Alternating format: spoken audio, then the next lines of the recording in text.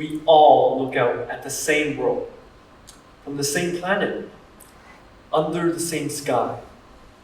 So, why do we often see it so differently? The answer lies in a single concept: perspective. And I like to think of perspective as the filter you apply to reality.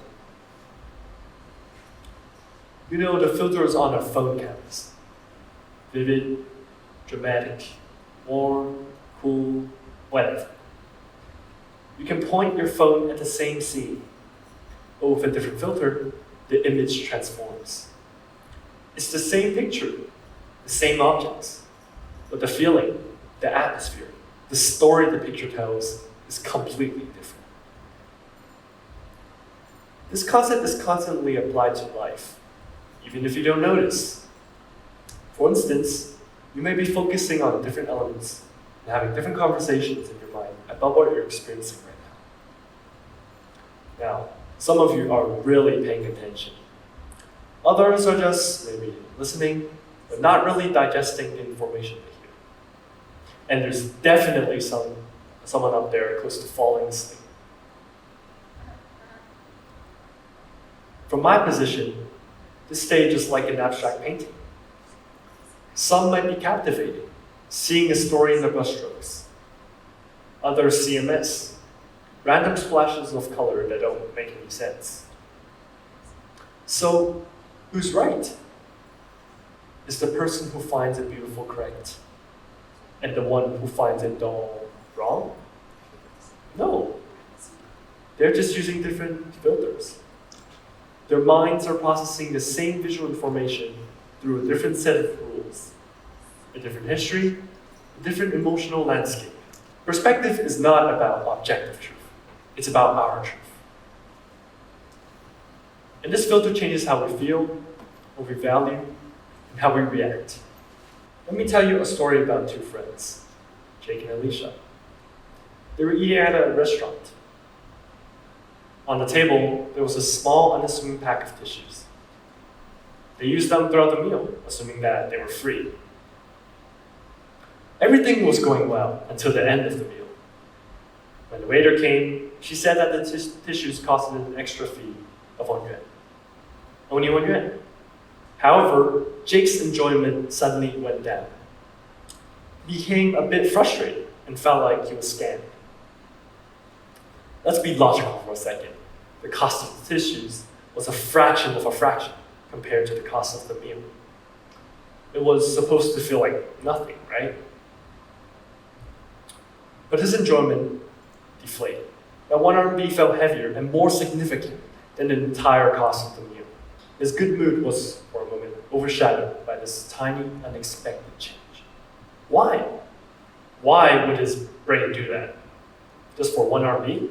Because his filter, heavily influenced by his Cantonese upbringing, doesn't like small, unexpected, unnecessary fees, especially tissues. His mind processed the event, and therefore, he felt scammed. Alicia, however, had worked at a restaurant before, and she didn't feel the same way, because she knew a lot of restaurants relied on the small fees, like the tissues, to make money, to make profit, to provide for their family. For them, it was never about trickery. It was about survival. Offering it for a tiny fee meant they could keep the menu prices just a little bit lower, a little bit more affordable, so the restaurant could stay open. She told her frustrated friend her point of view and what she thought. After listening, Jake did something difficult. He took off his own filter, the one screaming, "Scam!" And he tried, clumsily, to see through her lens. He saw the same waiter, but not as a trickster, but as someone working a long and tiring job for her family. That 1 yuan did not change. The charge didn't vanish. But the story behind it transformed completely. His irritation, which had felt so strong, now felt small. It was replaced by an awareness of a struggle he had never considered. He had been looking at a transaction, but through her lens, he saw a story of survival. And that is the power of switching the lens. The facts are the facts, but the meaning, the story we tell ourselves, that can change everything. It can turn a moment of anger into a moment of connection. And this is where it gets dangerous. It's really hard to switch your filter, because our minds are lazy. They love comfort. They love efficiency. It only lets in the information that confirms what we already believe. We don't see things as they are. We see them as we are. Your filter makes everything you see feel familiar, comfortable, and constantly whispers to you, "You're right." But is that good for you? Is it good for your relationships? Is it good for your growth? In a world that is changing faster than ever, clinging to a single comfortable filter is like using only the black and white lens in a world that is bursting with color. You'll miss the new opportunities. You'll miss the true complexity and beauty of the people and problems around you.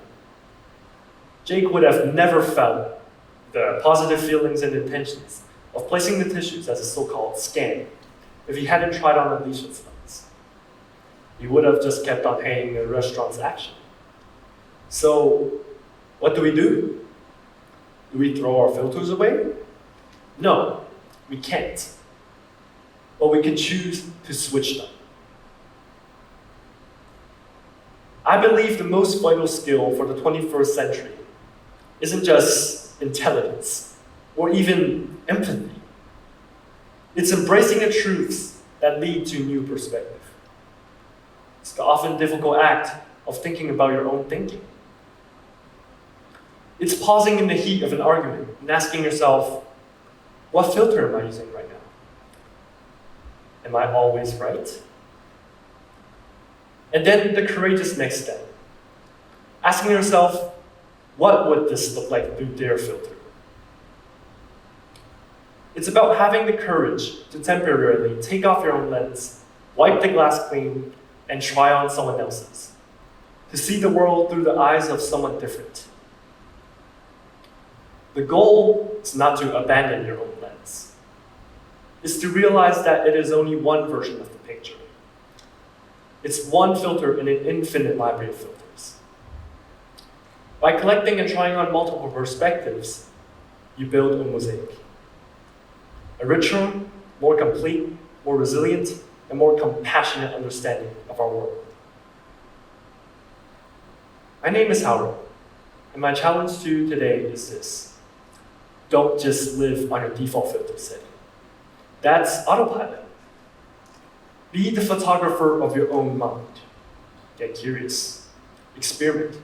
Be intentional. Try on a filter that you've never used before. You might just be surprised by the beauty, the complexity, and the connections you've been missing out on. Thank you.